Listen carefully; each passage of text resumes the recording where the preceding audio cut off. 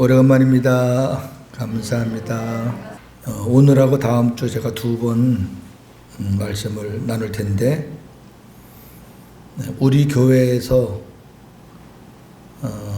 제가 12번 12주 설교를 했는데, 하나님께서 매주마다 이제 주시는 말씀을 제가 전했는데, 요럴 때 하나님이 교인들 마음을 여시고, 또 요럴 때 교인들 마음에 결단을 주시고, 이제 그런 것들을 제가 이렇게 말씀을 드리면서 같이 나누겠습니다. 제가 예전에 간단하게 나눴던 본문이지만 오늘은 조금 더 구체적으로 그렇게 나누려고 합니다.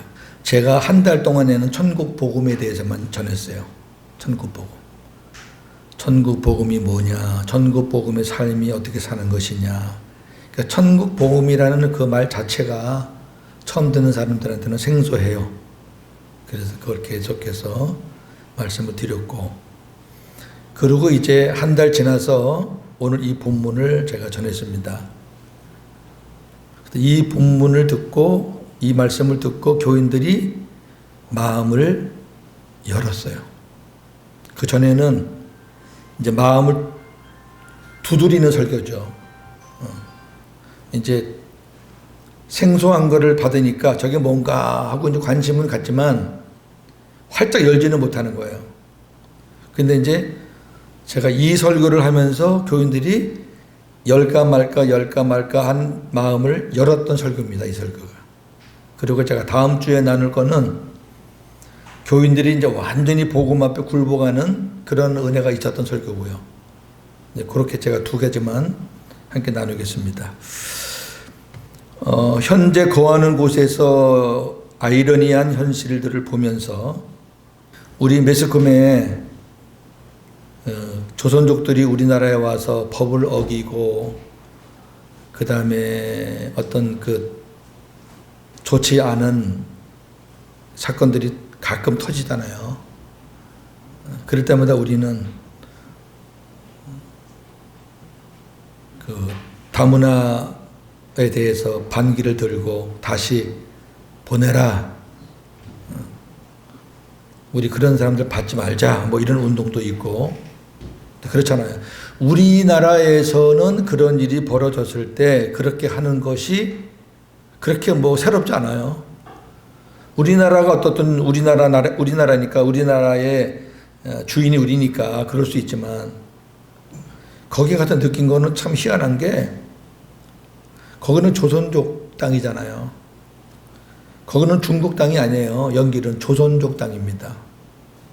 그 무슨 말이냐면은, 그 연길, 그 다음에 용정, 뭐 이렇게 몇 도시, 화룡, 이렇게 몇 도시, 6도시를 묶어서 연변 지역 그래가지고 거기는 조선족한테 자치주로 준 거예요. 그러니까 북에서 나와가지고 그 많은 시련과 그 다음에 고난과 핍박 속에서 그래도 그 조선족이 흐트러지지 않고 뭉쳐서 그것을 따낸 거거든요. 그 역사를 보면요, 눈물이 나요. 그럼 우리는 거기 가면은 우리 손님이잖아요, 손님. 그럼 당연히 그 나라의 그 땅의 주인인 그 사람들한테 우리가 예의로 갖추고, 그 사람들의 가이드도 받아야 되고, 그 사람들의 또 조언도 들어야 되고 이래야 되는데, 우리나라 분들이 참 이상해요. 여기서 주인 행세 하던 사람 그 성질을 갖고 거기 가서도 주인 행세를 하는 거예요. 저 그런 거 너무 많이 봤어요. 조선족들이 하는 식당에 가서 한국 사람들이 막 무슨 한국 식당에 온 조선족같이 취급을 하고 말을 함부로 하고, 그럼 그 사람들은 또 한국 사람들이 뭐라 그러면 또 예 이렇게 합니다. 이건 참 잘못된 문화다. 저희 교회 안에는 그 한국 사람하고 조선족하고 결혼하신 분들이 몇 가정 돼요. 한국 사람하고 결혼하면은 우리 교회로 올 수 있어요. 한국 사람이 되니까, 호적으로. 그러니까 우리 교회는 한국 사람의 국적이 아니면 못 들어오는 교회잖아요. 어떻든 그 사람들은 한국 사람하고 결혼해서 우리 교회에 들어오지만 어떻든 뿌리는 조선족이잖아요. 근데 그런 사람들을 향해서 아주 차가워요. 그리고 한국 사람들이 교회를 막 난잡하게 하고 나갔는데 한국 사람들은 뭐라 안 하고 그 중에 조선족이 누구 섞였으면 그 사람들을 향해서 막 난리를 쳐요. 제가 단단히 마음을 먹고 설교한 거예요. 근데 이건 아니다. 혹시 들으신 분이 있을지 몰라도 제가 대단히 여기서 막 한국 사람들 참 웃긴다. 주객이 전도가 돼도 어떻게 그렇게 주객이 전도가 되냐. 한국에서 하던 버릇을 여기까지 와서 하냐. 얼마나 고맙냐고 이 땅을 지켜줘서. 지금도 그 중국 본토에서는 그거 다시 뺏으려고 얼마나 방법을 쓰는데 조선족들이 하나가 탁 돼가지고 지키는 거예요. 근데 거기에 가서 행패를 부리고. 자, 생각해 보세요. 한국 사람들이 얼마 전만 해도 거기 100만이 넘었대요. 100만. 엄청난 거죠. 10만. 네. 지금 다 쫓겨나고요. 몇천 명 남았어요. 몇천 명. 왜 쫓겨났느냐? 중국 법을 어겨서. 법을 어기니까 다 쫓겨난 거예요. 중국 사람들이 법을 안 어기는데 쫓아내는 법은 없어요. 그러니까 우리나라 사람들이 중국에 가면 중국 법을 지켜야 되는데 한국 사람들이 거기 가서 한국 법으로 자꾸 싸우려고 그러니까 다 쫓겨나는 거예요. 입장 바꿔보세요. 조선족 분들이 여기 와서 조선족 법을 갖고 하면 우리나라 사람 가만히 있어요? 니네 나라 가라 그러지. 똑같은 얘기죠. 그러면 그렇게 몇만 명이었던 한국 사람들이 쫓겨났다는 얘기는, 그럼 몇천 명밖에 안 남았다는 얘기는요, 한국 사람들이 거기서 어떻게 살았는가가 딱 투영되는 거예요. 말 안 해도 여러분 아시잖아요. 어떻게 살았는지. 돈 좀 있다고 뭐 사업한다고 조선족도 불러서 직원으로 삼았다고 얼마나 유세를 떨었는지 말도 못한단 말이에요. 그게 현실입니다. 지금 거기. 제가 이제 1년 가까이 되니까 제가 이제 그 현실을 보는 거예요. 옛날에 뭐 관광 갔을 때는 그냥 구경만 하고 왔지만은 이젠 제가 피부로 느끼는 거잖아요. 그리고 우리 교인들이 갖고 있는 아픔이잖아요. 요즘 교회가 지금 어떻게 됐느냐. 조선족 몇 분 계시는데 그분들이 다 일꾼들입니다. 그분들이 일을 지금 도맡아 다 합니다. 굳은 일을. 옛날에는 막 숨어서 눈치 보면서 했는 지금은요 당당하게 합니다. 요 설교 하나가 그분들을 살린 거예요. 자, 좀 보겠습니다. 제가 좀 중요하지 않은 거는 좀 휙 지나가고 시간이 한정되어 있으니까 포인트만 제가 좀 강하게 말씀을 드리겠습니다. 우선 유대인들은 히브리인들의 후손으로 이루어진 민족이잖아요. 아브라함의 후손이라고도 하고 또 남유다의 후손들을 유대인이라고 합니다. 이스라엘 사람들은 조금 북이스라엘 쪽은 좀 이렇게 도외시하는 경향이 있죠. 오랜 기간 동안 바벨론, 아수르, 페르시아, 헬라, 로마 등으로부터 계속적인 식민지 생활을 했고 전 세계로 흩어졌고, 그 다음에 나치 시대 때는 홀로코스트라고 해서 대량 학살, 유대 민족에게만 600만이고 전 세계적으로는 약 2천만 정도가 죽었다고 그래요. 역사에. 엄청난 거죠. 그럼에도 불구하고 1948년 귀환법을 제정해서 그때 전 세계에 있는 이스라엘 백성들에게, 유대인들에게 공포했죠. 들어오는 사람들은 전부 다 국가의 그 국민권을 주겠다. 이래가지고 그때 다 귀국해서 지금도 이스라엘이라는 나라가 존재하고 있잖아요. 그러나 이 나라는 지금도 계속해서 신앙 문제 때문에 종교 전쟁을 끊임없이 하고 있습니다.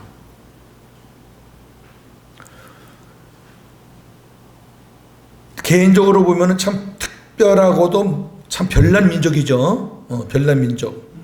그런데도 우리가 이 민족을 인정할 수밖에 없는 것은 하나님이 함께 하시는 민족이라는 것과 그 다음에 이들은 하나로 딱 뭉친다는 거예요. 대단하거든요.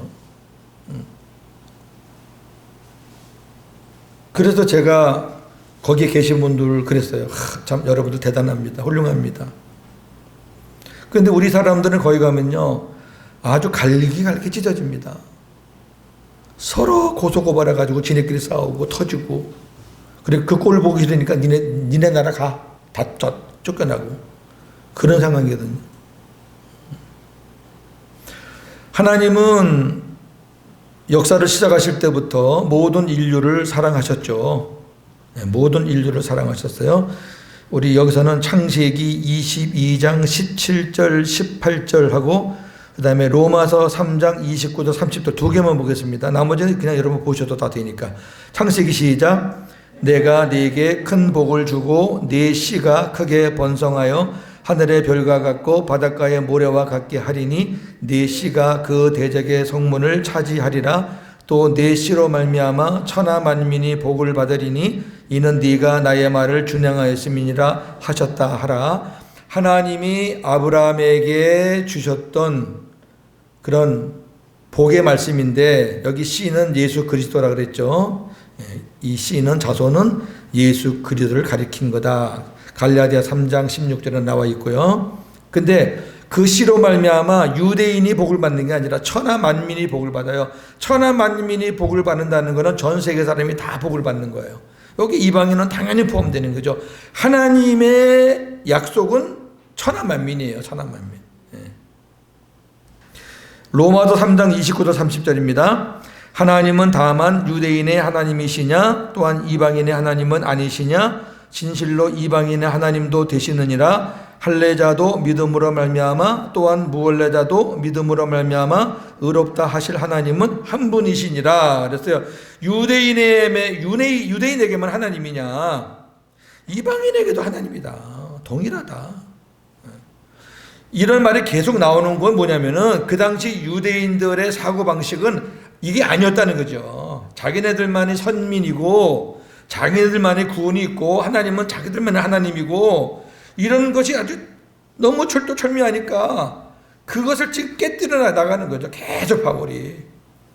다른 사람도 아니고 바울이에요. 바울. 유대인이었던 바울. 유대인이죠. 신분은. 유대교를 믿었고 예수를 안 믿었던 사람인데, 이 사람이 이제 복음을 받아서 주님과 하나 된 다음에 하나님의 가르침을 받으니까 그게 아니거든요. 그러니까 자기가 몸소 하나님이 물론 이방인의 사도로 임명하셨지만 유대인에게도 갈 수 있는 길을 바울은 이방인들에게 거의 가서 복음을 전했다고요. 자기가 잡아 죽이려고 했던 그 사람들을 자기가 살리러 갔잖아요. 왜? 하나님은 우리의 하나님이기도 하지만 그들의 하나님도 된다. 하나님의 구원은 동등해요. 차별이 없습니다.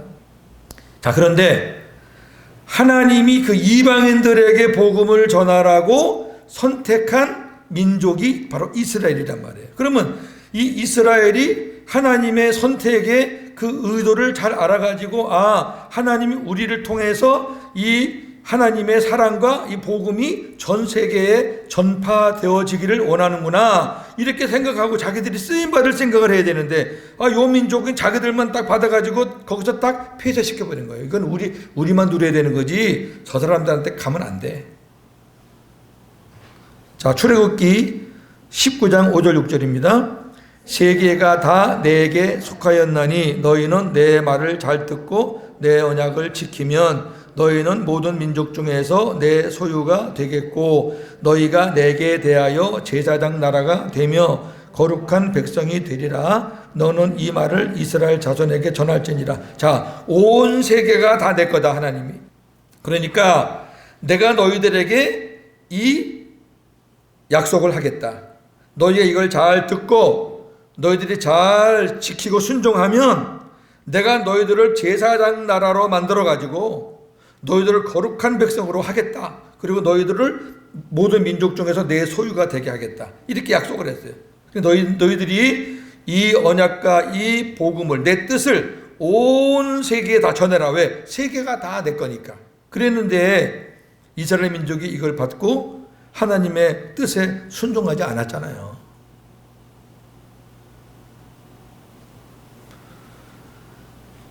일단 시작은 하나님이 모든 인류를 사랑하시는 거로 시작한다는 것을 우리가 염두에 두자는 거죠. 두 번째, 하나님의 뜻을 모르는 이스라엘. 이스라엘 민족은 자기들이 선민이기에 다 구원받을 수 있다고 주장합니다. 지금도 많은 사람들이 그렇게 생각하죠. 자기들이 선민이라는 거예요. 그러나 구원은 혈통으로 받을 수 없습니다. 하나님이 선택한 이스라엘이라 할지라도 예수 그리스도를 통해서만 구원이 있지, 선택한 백성이라고 다 구원받는 게 아니고, 하나님이 선택한 것은 하나님이 그 사람들을 통해서 물꼬를 틀려고 하시는 거고, 그 사람들을 기점으로 하나님께서 일을 하시려고 하는 거지, 자기들만 받는 게 아닌데, 결국 자기들도 장차 오실 메시아, 자기네 그 혈통에서 태어날 예수 그리스도, 그분을 믿어야만, 그분을 통해서만 구원받을 수 있는데, 그 사람들은 하나님의 약속을 받고 다 거기서 폐쇄시켜버리니까 예수 그리스도까지도 모르는 거죠, 지금. 그렇게 지금 상황이 돼버린 거죠. 자, 그렇게 알고 본문은 여러분들이 읽으시면 되겠습니다. 이제 오늘의 주인공은 모세인데, 그 모세가 어떻게 태어나고 어떻게 성장하고 그리고 어떻게 사역을 했는지 전체적으로 크게 좀 보겠습니다. 1번, 모세의 아버지는 아므람, 어머니는 요게벳, 형은 아론, 누이는 미리암입니다. 민수기 26장 59절, 아므람의 처의 이름은 요게벳이니 레위의 딸이요 애굽에서 레위에게서 난 자라. 그가 아므람에게서 아론과 모세와 그의 누이 미리암을 낳았고, 모세의 가족이 다 나와 있어요, 본문 안에. 두 번째, 물에 던져진 모세를 건져낸 바로의 딸이 그 모세를 아들로 삼아 40년을 바로 궁에서 살게 됩니다. 출애굽기 2장 10절, 그 아기가 자라매 바로의 딸에게로 데려가니 그가 그의 아들이 되니라. 그가 그의 이름을 모세라 하여 이르되 이는 내가 그를 물에서 건져내었음이라 하였더라. 이렇게 해서 하나님이 모세를 바로 궁에서 40년을 자라게 해요. 이건 하나님의 다 섭리죠. 왜? 바로 이스라엘 백성들이 구원받아야 될 나라가 그 나라예요. 하나님이 그 나라 속에 이 모세를 집어넣은 거예요. 예수님이 우리를 구원하시기 위하여 이 죄악 세상에 오신 것처럼, 예수님이 하늘에서 야 올라와라 이게 아니잖아요. 예수님이 거룩하신 분이, 죄 없으신 분이 죄 있는 세상으로 들어왔잖아요. 들어와서 우리와 같이 생활하시다가 우리를 끌고 가시는 거 아닙니까? 똑같아요. 모세가 이스라엘을 구원하게 하기 위해서는 하나님이 모세를 그 애굽으로 집어넣어야 돼요. 세 번째, 애굽 사람을 살인하고 도망하여 미디안에서 머물게 됩니다. 출애굽기 2장 14절 15절입니다. 그가 이르되 누가 너를 우리를 다스리는 자와 재판관으로 삼았느냐? 네가 애굽 사람을 죽인 것처럼 나도 죽이려느냐? 모세가 두려워하여 이르되 일이 탈로 되었도다. 바로가 이 말을 듣고 모세를 죽이고자 하여 찾는지라. 모세가 바로의 낯을 피하여 미디안 땅에 머물며 하루는 운물 곁에 앉았더라. 아무리 왕자라도 그 자기 나라 법을 어기면은 혜택이 없어요. 우리나라 국회의원들은 치유의 법권이라고 그래가지고 여러 가지 혜택이 있는데, 이 일반적인 나라는 눈에는 눈, 이에는 이예요. 사람을 죽였으면은 거기에 따라서 대가를 치러야 되거든요. 그러니까 결국 모세는 자기 민족 편에 서서 뭔가 하려고 했다가 결국 그게 들통나가지고 도망치는 신사가 된 거예요. 그래서 미디안에 와서 40년을 머뭅니다. 우리가 한번 생각해 보세요. 모세가 미디안에 와서 40년을 사는데 여기서 하나님을 섬기는 생활을 잘 했겠는가? 저는 아니라고 봐요. 우리가 성경을 자꾸 이렇게 위인전으로 보시면 안 되죠. 그냥 평범하게 산 거예요, 여기서는. 성경에는 그 광야에서 40년 살았던 그 이야기가 단 몇 절에 불과해요. 많지가 않아요. 그럼 별로 모세가 거기서 살았던 그 시간 중에서 어떤 믿음의 흔적이나 신앙의 흔적은 없다는 거예요.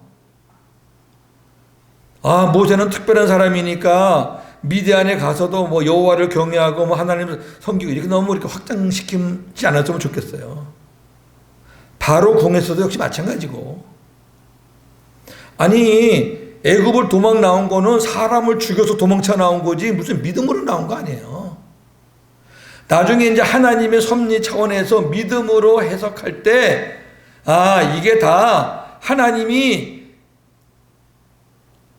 모세를 통해서 믿음의 그 길을 만들기 위해서 하나님께서 이렇게 해서 믿음의 길을 이런 일을 통로로 해서 이렇게 거치게 왔구나 이래가지고 히브리서에서는 그거를 믿음의 관점에서 설명한 것 뿐이지 실질적인 팩트는 이거란 말이에요. 사람을 죽이고 도망온 거예요. 무슨 여기서 무슨 모세가 믿음을 찾아서 도망한 건 아니거든요.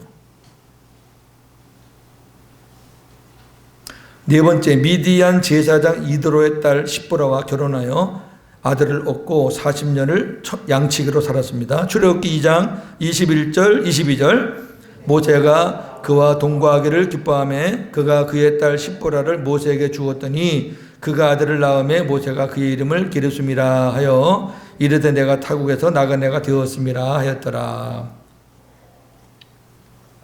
평범한 삶이에요. 진짜 양치면서 목동생활 하면서 자기 장인어른 양을 치는 그런 사람이었어요.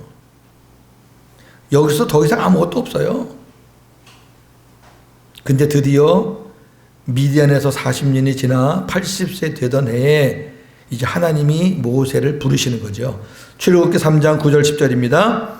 이제 가라 이스라엘 자손의 부르짖음이 내게 달하고 애굽 사람이 그들을 괴롭히는 학대도 내가 보았으니 이제 내가 너를 바로에게 보내어 너에게 내 백성 이스라엘 자손을 애굽에서 인도하여 내게 하리라. 하나님이 떨기나무 속에 나타나셔서 모세에게 이렇게 음성으로 말씀을 하시는 거예요. 그때 모세는 이 말을 듣고 금방 예 하고 순종 안 했어요. 얼마나 여러 가지 말로 변명하고 뭐 아유 못합니다. 나는 말도 못합니다. 어쩝니다. 그랬잖아요. 계속. 그 얘기는 지금 미디안 40년 살면서 이 모세는 그렇게 하나님에 대해서 깊이 생각해 본 적이 없어요. 어찌 보면 하나님에 대해서 많이 잃어버렸고 그냥 앉아가지고 40년 동안 그 바로 궁에서 살았던 추억을 아마 이렇게 생각하며 살았겠지요. 그때도 좋았었는데 하면서 그냥 지극히 평범한 삶을 살았던 거죠. 여기서 모세가 자녀를 낳고 만약에 모세가 미디안에서 믿음 생활을 잘했던 사람이라 그러면은 분명히 모세가 자기 아들에게 할례를 베풀었을 거예요. 근데 안 베풀었거든요. 우리 알잖아요. 피난편이라 그래가지고 애국 가면서 그때 막 급하게 그 할례를 했던 거 알죠? 그 말은 미디안 광야에서 40년 살면서 자기 아들에게 할례도 안 베풀었어요. 그럼 어떻게 살았냐면은 그 미디안 광야 장인 어른이 이드로인데 족장이잖아요. 족장이면서 거기는 그 종교권 뭐 재판권이 다 갖고 있어요. 그때는 사사같이 그 법에 따라 산 거예요. 그냥 이드로가 신앙인이 아니잖아요. 나중에 이제 모세가 지도자가 되었을 때 이드로가 옆에서 조언은 한마디 하죠. 어떤 그런 조직적인 그런 면에서. 그러니까 뜻밖의 자기가 생각했던 일이라 그러면은 아이고 드디어 기회가 왔습니다. 기다렸습니다. 하나님 감사합니다. 이렇게 했을 텐데 자기가 기다리던 게 절대 아닙니다. 하나님 무슨 소리 합니까? 옛날에 내가 그래도 젊었을 때 좀 힘이 있을 때 그때 나한테 맡겼으면은 그때 하나님이 함께 했으면은 내가 뭐 좀 할 텐데 아유 지금 다 옛날 추억입니다. 못합니다. 이렇게 보는 게 아마 정상적으로 보는 걸 거예요. 여섯 번째입니다. 그러나 하나님이 이 일을 하시고자 모세를 택했잖아요. 모세를 택해서 이미 태어날 때부터 하나님이 애굽으로 집어넣은 거잖아요. 그럼 하나님의 계획은 변함이 없어요. 하나님은 80년 동안 본 거예요, 이 사람을. 계속 지킨 거예요. 그래서 그 죄악 많은 세상에서 40년 살게 하시고, 그 다음에 평범한 삶을 살면서 세상의 여러 가지도 보게 하시고, 왜? 왕궁에만 있으면 세상 사람들을 몰라요. 못 봐요. 미디안 광야에 살면서 세상 사람들이 사는 일반적인 삶을 다 본 거예요. 모세는 이로써 세상을 전체를 볼 수 있는 그런 그 시각이 열린 거죠. 그러고 이제 하나님이 부른단 말이에요. 거룩한 일을 맡기시려고. 자, 6번째는 그 일을 맡기시기 전에 하나님이 하실 일이 있어요. 자, 출애굽기 4장 20절 24절입니다.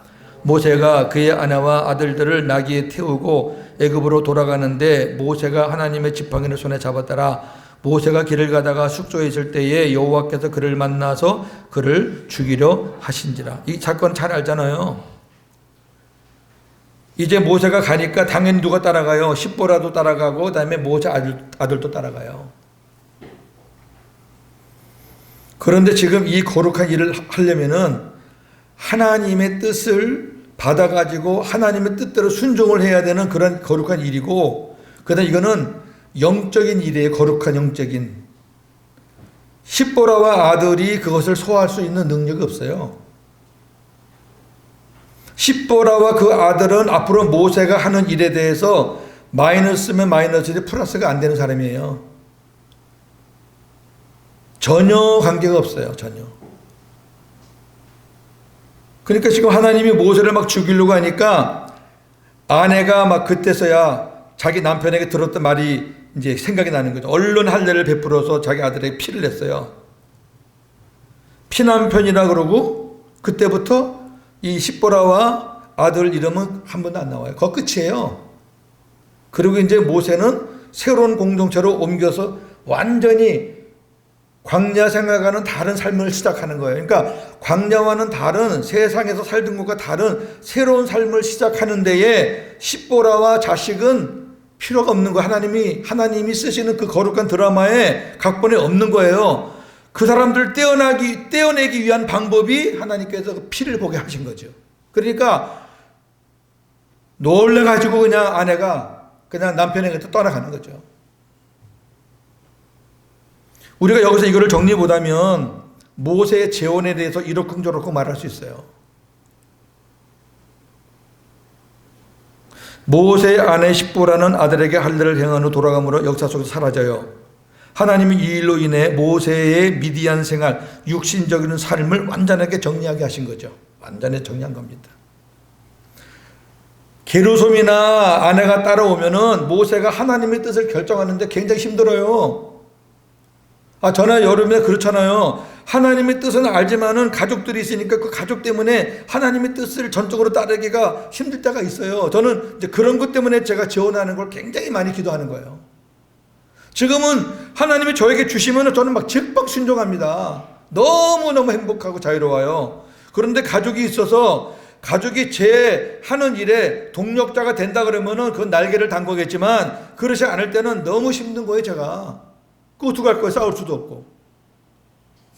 그런 차원에서 하나님이 지금 십보라와 게르솜을 정리하시는 거라고 생각을 하셔야 돼요. 이게 복음으로 보는 시각이라고 저는 생각해요. 네. 자, 7번째입니다. 오늘 이제 본문 주제입니다. 하나님은 광야 사역 중에서 모세에게 새로운 배필을 취하라고 명하십니다. 제가 옛날에 이 본문을 볼 때는 하나님이 모세에게 배필을 취하라고 명령했다는 것까지는 제가 못 봤어요. 근데 보니까 하나님이 명령했더라고, 하나님이. 자, 우리 본문 보겠습니다. 하나님의 뜻에 순종한 모세의 온유함인 본문입니다. 시작. 모세가 구스 여자를 취하였더니 그 구스 여자를 취하였으므로 미리암과 아론이 모세를 비방하니라. 그들이 이르되 여호와께서 모세와만 말씀하셨느냐 우리와도 말씀하지 아니하셨느냐 하매 여호와께서 이 말을 들으셨더라. 이 사람 모세는 온유함이 지면의 모든 사람보다 더하더라. 여기를 잘 보셔요. 자, 민수기 12장 1절 10절인데 모세가 구스 이디오피아 여인을 취했단 말이에요. 그랬더니 미리암이 앞장서고 아론이 따라와서 모세를 비방하는 거예요. 그들이 하는 첫 마디가 뭔가 보셔요. 여호와가 너하고만 말씀하셨느냐? 우리에게도 말씀하지 아니하셨느냐? 이 말은 네가 하나님의 말씀을 듣고 그 여자를 취한 모양인데 그 말이에요. 그렇다면 하나님은 우리에게도 말씀하셨을 것이다 그 말이에요. 하나님이 너와도 얘기하지만 하나님이 우리에게도 말씀하셨다 지금까지. 그렇다면 네가 구스 여인을 취한 것을 하나님이 너에게 말씀하셨다면, 네가 하나님의 말씀을 듣고 네가 순종했다면 하나님이 우리에게도 말씀하셨을 것 아니냐? 우리에게 말씀 안 했다 그 말이에요. 그렇게 따져드는 거예요 지금. 왜 미리암과 아론이 이 말을 대번했을까? 아하, 이 사건은 하나님이 모세에게 말씀을 주셔서 모세가 순종한 거라는 사건이라는 증거예요 이게.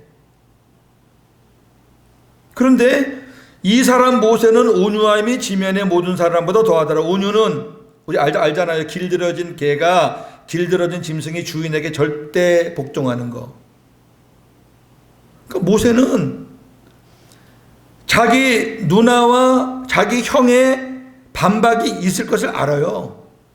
그리고 백성들이 자기를 비방하고 외면할 것을 알아요. 왜? 자기 나라의 민족도 좋은 사람 많은데 해필 왜 이방 여인을 취했으니 당연히 거기에 따르는 아픔과 여러 가지 힘듦이 있음을 알아요. 그러나 하나님이 모세에게 말씀하셨기 때문에 모세는 순종한 거예요. 그 순종한 것에 대해서 하나님은 평가하기를 모세가 이 지면에서 이 땅에서 제일 온유한 사람이다 인정하잖아요. 이 말은 무슨 말이냐면은 내가 말한 것에 대해서 사람의 여러 가지 의견이 많더라도 내가 말한 것에 순종을 했다는 거예요. 굉장한 거거든요 이거는. 그러면서 하나님이 이제 해결해 줘요. 모세가 아무리 얘기해봐야 이게 답이 나오겠어요. 이게 형인데 누나인데. 4절부터 보겠습니다. 시작. 여호와께서 갑자기 모세와 아론과 미리암에게 이르시되 너희 세 사람은 회막에서 나오라 하시니 그 세 사람이 나아가매 여호와께서 구름 기둥 가운데로부터 강림하사 장막문에 서시고 아론과 미리암을 부르시는지라. 그 두 사람이 나아가매 이르시되, 잘 보세요. 내 말을 들으라. 너희 중에 선지자가 있으면 나 여호와가 환상으로 나를 그에게 알리기도 하고 꿈으로 그와 말하기도 하거니와. 이 말은 아론과 미리암들이 잘 들어. 너희가 선지자야. 내 말을 받아가지고 너희들이 전하는 선지자. 또 성경에 보면 미리암을 여선지자라고 한 부분이 있어요. 너희들은 내가 환상으로 내가 나타나서 너희에게 알리기도 했고 꿈으로 내가 나타나서 너희에게 말하기도 했다. 하나님이 인정하는 거예요. 그러니까 미리암과 아론이 한 말이 틀린 게 아니에요. 하나님이 우리에게도 말했다. 뭘로? 꿈이나 환상으로. 근데 내 종 모세와는 다 같이 봅니다. 시작. 내 종 모세와는 그렇지 아니하니 그는 내 온 집에 충성함이라. 그와는 내가 대면하여 명백히 말하고 은밀한 말로 하지 아니하며 그는 또 여호와의 형상을 보고는 너희가 어찌하여 내 종 모세의 비방하기를 두려워하지 아니하느냐. 야, 이게 달라요. 한쪽은 꿈이나 환상을 통해서 하나님이 어쩌다가 말한 거고, 모세는 하나님과 대면해서 하나님과 하나 되어서 하나님이 말씀하는 걸 직접 들었던 종이다. 니네하고 모세하고는 달라. 니네들이 무슨 권위로 지금 내 종 모세를 비방하기를 두려워하지 않느냐. 너희들이 내 종 모세를 비방하는 건 곧 나에게 대적하는 거다 그 말이에요. 그러면서 마지막 9절 10절 봅니다. 여호와께서 그들을 향하여 진노하시고 떠나심에 구름이 장막 위에서 떠나갔고 미리암은 나방에 걸려 눈과 같더라. 아론이 미리암을 본즉 나방에 걸렸는지라. 우리 이 본문을 예전에 율법으로 볼 때는, 저도 그렇게 설교한 적이 있어요. 율법으로 볼 때는 목회자를 대적하면은 이렇게 하나님께서 진노하신다. 목회자 대적하지 마라. 문둥병도 들리고 뭐 못도 덜 들리고 뭐 가산도 다 털릴 거고 막 이렇게 겁을 줍니다. 뭐 그렇게 맞추면 또 그렇게 맞춰줘요. 이제 복음의 눈으로 보니까 그건 아니거든요. 모세가 불법을 행하는데 하나님이 무조건 모세 불법을 칭찬하시는 분이 아니에요. 우리 잘 알잖아요. 광야의 반석에서 하나님이 한 번 친 반석을 향해서 다시는 치지 말고 네가 말로 명해서 물을 내게 하라 그러잖아요. 그 말은 하나님의 그 새 언약의 그 구속의 그 줄기를 지금 반석을 통해서 가르쳐 주는 거잖아요. 예수님이 우리 위해서 보혈을 흘리시고 그 다음부터는 그 주님이 우리 안에 오셔서 우리에게 생수를 주신다는 거잖아요. 그 생수를 얻기 위해서는 우리가 십자가에 가서 또다시 나를 죽이고 달라는 게 아니라 그 생수를 얻는 방법은 그분에게 우리가 요청하면 주신다는 거잖아요. 언제든지 우리가 필요할 때 값없이 주신다는 거잖아요. 그것이 첫째 반석과 둘째 반석의 하나님의 구속의 메시지란 말이에요. 그런데 모세가 그거를 못 깨우쳐가지고 홧김에 그냥 2번을 쳐버렸잖아요. 그거는 홧김에 혈기로 분을 내서 하나님한테 혼난 게 아니라 하나님이 그렇게 예수로 말미암아 일어나는 거룩한 구속의 사역을 모세가 중단시키고 그 거룩함을 모세가 나타내지 못했기 때문에 하나님이 분노하신 거거든요. 하나님이 그 모세의 2번 친 거를 뭐라 그래요? 망령되다. 망령되. 이 못됐다는 거죠. 네가 왜 내 거룩함을 네가 막느냐 그래요. 하나님 앞에서 내 거룩함을 네가 나타내자. 왜 거룩함이냐면은 이스라엘 백성은 지금 반석 앞에 오니까 이스라엘 백성은 당연히 예전에 한번 친 게 있기 때문에 모세가 또 칠 거다 생각할 거 아니에요. 당연히 그거는 그때 치니까 막 나와서 우리 신나게 먹었다 살았다. 근데 지금 또 이제 치려고 왔다. 근데 하나님은 그게 아니거든요. 이제는 치지 마. 이제는 모세가 말만 하면은 터질 거야. 말만 하면은 터지는 게 하나님의 거룩함을 나타내는 거예요. 하나님은 쳐서 물을 내는 것만 거룩한 게 아니라 말로 해도 하나님의 거룩함이 나타나는구나. 하나님의 영광이 나타나는구나. 그거를 보여주기 위해서 치지 말라 그런 거거든요. 그걸 치니까 예수님이 또 죽으셔야 되고, 지금 우리들이 생수를 구하는데 만약에 십자가에 계신 예수님을 바라보면서 생수를 구하면은 그 사람이야말로 반석을 2번 치는 거예요. 3번 하면 3번 치는 거고 평생에 100번 하면 100번 치는 거지. 그게 아니라는 거잖아요.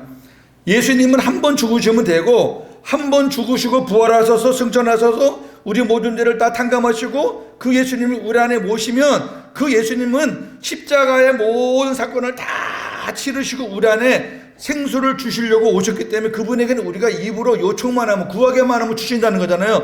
그게 하나님의 구속의 새 언약의 줄기란 말이에요. 줄기. 그 줄기를 모세가 막았잖아요. 그러니까 하나님은 당신이 사랑하는 종이라도 불법을 행하거나 하나님의 뜻에 어긋나면은 쳐요. 이 본문 가지고 목사는 무조건 하나님은 목사 편이니까 목사를 대적하면은 전부 다 두들겨 맞는다. 천만의 말씀이에요. 목사가 하나님의 법을 어기면 지가 먼저 두들겨 맞지. 그리고 겁을 주는 말씀이 아니란 말이야 이게. 만약에 오늘 모세가 구스 여인을 취한 것이 하나님 뜻에 합당하지 않았다면은 하나님이 모세 편 안 들어요. 당연히. 모세가 온유함이 최고다 이렇게 안 해요. 그러나 모세가 지금 취한 행동이 하나님의 말씀을 듣고 순종하기 힘든 거지만 순종했기 때문에 하나님이 모세를 칭찬하는 거잖아요. 그리고 그것에 대해서 비방하는 미리암을 문둥병을 들게 해가지고 하나님의 뜻이 무엇인가를 지금 가르쳐 주잖아요. 모세가 구스 에티오피아 여자를 아내로 맞이하는 일로 인해 형 아론과 누이 미리암으로부터 비방을 받게 됩니다. 이들이 모세를 비방하는 이유는 정통 유대인이 이방 여인을 취했다는 겁니다. 아직까지 미리암과 아론은 선민 사상이 있는 거예요. 아니 노예에서 나온 주제에 무슨 또 선민사상이 거기도 있습니까? 그러니까 광야에서도 따라 나온 잡족을 아주 무시하는 거죠. 야, 니네들은 우리 때문에 더불어서 따라오는 거니까 광야에서도 니들은 우리 심부름해. 얼마나 하찮게 대했을 거라는 건 뻔해요. 이 미리암과 아론의 행위를 보면은 뻔해요. 반면 하나님은 모세가 이 땅에서 가장 온유한 사람이라고 인정하십니다. 온유란 주인에게 잘 길들여지는 짐승이 주인에게만 절대 복종하는 것을 말합니다. 양순과는 달라요. 양순은 착한 거예요. 부드러운 거예요. 온유는 착하고 부드러운데 주인에게만 착하고 부드러워요. 주인이 아닌 주인과 다른 관계되는 사람한테는 싸나워요. 그러니까 예수님은 하나님 앞에서는 엄청 온유해요. 나는 마음이 온유하고 겸손하니. 하나님 앞에서예요. 그러나 하나님이 아닌 하나님을 대적하는 무리들에게는 독사의 새끼들하고 막 퍼부어요. 우리가 그거를 예수님도 싸납네, 부드럽지 못하네, 양순하지 못하네, 양순하지 못할 수 있어요. 그러나 예수님은 온유한 거예요. 아버지 뜻이 아니니까 강하게 쫓아내시고 선포하시는 거예요. 그러나 아버지 뜻을 하면은 죽으면 죽는 데까지 가는 게 예수님이에요. 그게 온유예요. 지금 모세가 그렇다는 거예요. 이는 모세가 구수여인을 취한 일은 모세 스스로 한 일이 아니라 하나님께서 모세에게 명하셨고 모세가 이에 순종했다는 의미입니다. 제가 설명을 충분히 했습니다. 하나님께서 미리암과 아론의 소행을 크게 책망하시고 진노하신 후 떠나자 미리암이 나병, 문둥병에 걸리게 됩니다. 이는 이 일의 주동이 미리암이란 증거입니다. 미리암과 아론 이렇게 나와요. 미리암이 주동이에요. 여자분들 미리암 되지 마세요. 궁금한 마음이 생겨요. 저나 여러분이 이 복음을 깨닫기 전에 가졌던 궁금해요. 하나님은 무조건 모세 편이신가? 아니에요. 무조건 아니에요. 두 번째, 미리암과 아론도 이스라엘 공동체를 위한 행동인데 하나님이 벌이 너무 가혹하지 않은가? 아니에요. 안 죽인 것만 해도 다행이에요. 평범한 사람 같았으면 죽였을지도 몰라요. 모세를 거역하고 하나님을 대적했던 사람들은 하나님이 여러 가지 방법으로 다 죽였어요. 땅 갈라 죽이고 하늘에서 불 떨어 죽이고 다 죽였지만 안 죽였잖아요 지금. 다섯 번째, 모세는 자신의 의지가 아닌 하나님의 명령에 의해 순종했습니다. 이스라엘 백성들에게 공격과 비방받을 것을 감수하고 하나님의 뜻에 순종한 것입니다. 이스라엘에 출애굽할 때 이스라엘 백성뿐 아니라 많은 잡족, 이방인들입니다. 많은 잡족들이 따라 나왔습니다. 출애굽기 12장 37절 38절 이스라엘 자손이 람셋을 떠나서 숫곳에 이르니 유아 외에 보행하는 장정이 60만가량이요 수많은 잡족과 양과 소와 심이 많은 가축이 그들과 함께 하였으며. 여기 잡족이 이방인들이에요. 따라 나왔어요. 하나님이 애굽에서 하는 걸 이들이 본 거예요. 소식을 들은 거예요. 따라 나온 거예요. 하나님 믿겠다고, 이스라엘 백성과 함께 하고 싶다고. 그 고생길, 앞이 언제 끝날지 모르는 그 여행에 이들이 참여한 거라고요. 자, 그렇다면 하나님은 왜 모세에게 이방 구수 여인을 취하라고 명하셨을까요? 이는 유대인과 이방인의 구원이 동등함을 알리시기 위함입니다. 즉 하나님은 세상 모든 사람, 아까 처음에 우리가 창세기부터 봤잖아요. 하나님은 천하 만민을 사랑하신다. 이 세상이 다 내 거다. 이스라엘 백성들아, 니네들이 이 소식을 세상 사람들에게 알려라. 하나님은 세상 모든 사람을 동일하게 사랑하시고 구원하신다는 메시지라고 말해요. 이러한 하나님의 뜻을 모르는 미리암과 아론은 유대인의 우월주의에 빠져서 모세를 비방하다가 징벌을 받은 겁니다. 무슨 말이냐면은 이 일로 인해서 아론과 미리암을 비롯한 모든 유대인들에게 하나님이 경고의 메시지를 준 거죠. 너희들을 따라 나온 잡족과 니네와 동일하다. 니네는 인간의 눈으로 자꾸 이렇게 우열을 가리려고 하는데 나는 동일하게 사랑한다. 내가 사랑하는 그 뜻을 너희가 거슬리면 너희도 이렇게 된다. 이건 엄청난 메시지죠. 모세의 옆에 구스 여인이 섰으니까 이제 백성들이 보는 시각이 다르죠. 이방인들을 생각하는 마음이 달라질 수밖에 없죠. 왜? 모세의 옆에 구스 여인이 서 있는데. 이거는 무슨 모세가 재혼했느냐 왜 했느냐 그런 시시한 문제가 아니잖아요. 이거는 정말로 거룩한 메시지거든요. 이거는 우리 그 하나님의 종들은 여러분 이사야서, 예레미야서, 에스겔서 보세요. 하나님이 그 선지자들에게 너 들어 누워, 며칠 동안 들어 누워 있어. 너 뻘거벗고 다녀봐. 너 저 창녀도 하고 결혼해. 이건 다 하나님이 그 사람을 통해서 뭔가 메시지를 주시기 위함이잖아요. 그러면 뻘거벗게 얼마나 수모스러워. 선지자가 뻘거벗고 다니고, 아니 선지자가 창녀랑 결혼해 얼마나 수모. 그러나 하나님의 뜻이니까 온유하니까 아멘하고 했잖아요. 하나님 그 메시지란 말이에요. 메시지. 마찬가지죠. 이 일로 인해서 이스라엘 백성들의 마음이 많이 바뀌었죠. 여러분 이 설교를 하니까 거기에 계셨던 그런 그쪽에 사시는 분들이 마음이 열렸겠어요? 닫혔겠어요? 열리죠. 그리고 제가 새벽에 그랬어요. 저부터 실천을 해야 되니까. 여러분 저 재혼을 위해서 기도해 주시면 고맙습니다. 아마 새벽 예배 계속 들으신 분들은 아마 들었을 거예요. 제 재혼에 대해서 궁금해 하시는 것 같은데 하나님께서 이 사람이 네 사람이다, 네 짝이다 라고 하면 저는 아멘합니다. 한국 사람이든 이쪽 사람이든 관계없습니다. 하나님이 누구든지 붙여주시면 저는 아멘입니다. 지금 거기서 찾으려고 난리예요. 그래야 고 목사 붙잡아 놓는다고 난리입니다. 감사하잖아요. 열린 거예요. 이게 열린 거예요. 처음에 가니까요. 이거 이제 유튜브 올리면 이제 그분들도 지금 다 볼 거예요. 앞으로 지금도 계속 보고 있으니까 봐도 괜찮아요. 들어도 괜찮다고요. 사람이 10명이면 벽이 19개예요. 다 옆 사람하고 악수도 안 하고 인사도 잘 안 하고요. 또 웃기잖아요. 예배 끝나고 목사가 서 있고 여기 또 누가 서 계시는데 저는 이제 악수를 내미 저건 뭐 특별히 뭐 관계가 그동안 없었으니까 악수를 하는데 옆에 사람한테는 눈길 한번 안 주고 인사 한번 하고 그냥 틱틱 가버려요. 내가 서 있는 게 뻘쭘하고 이상하더라고. 지금 3개월 지났거든요. 예배 끝나면요 악수, 포옹 뭐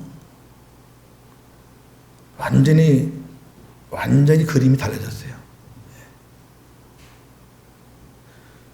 저는 여기서 훈련받았던 그 복음, 하나님이 일하시는 거, 우리는 순종만 하면은, 그리고 하나님 약속을 믿기만 하면은 하나님이 말씀하신 대로 이루어 나가신다는 것을 저는 지금 현장에서 보고 있잖아요. 이제 자세한 거는 제가 이따가 이제 말씀을 드릴 거예요. 자, 적용 한번 해볼까요? 우리도 적용을 해야죠. 지금 한국과 북한 문제, 한국과 일본과의 문제가 지금 심각해요. 우리가 오늘 이 말씀을 받고 어떻게 우리가 처신을 해야 되겠나, 우리 크리스찬들이. 아니, 안 믿는 사람들은 자기들 마음대로 하라 그래요. 저는 그렇게 생각해요. 지금 일본을 좌지우지를 하는 사람이 그 천황 중심으로 그 사상이잖아요. 전쟁을 그 사람의 그 조상 보면은 전쟁을 일으켰던 바로 그 당사자거든요. 우대가리가 그 할아버지 그 증조 올라가면 우리나라를 침범했던 그런 그 부류의 다 그런 사람들이라고요. 그러니까 당연히 지금 있는 그 사람은 그렇게 할 수밖에 없어요. 왜? 깐난하게부터 배워온 게 그거예요.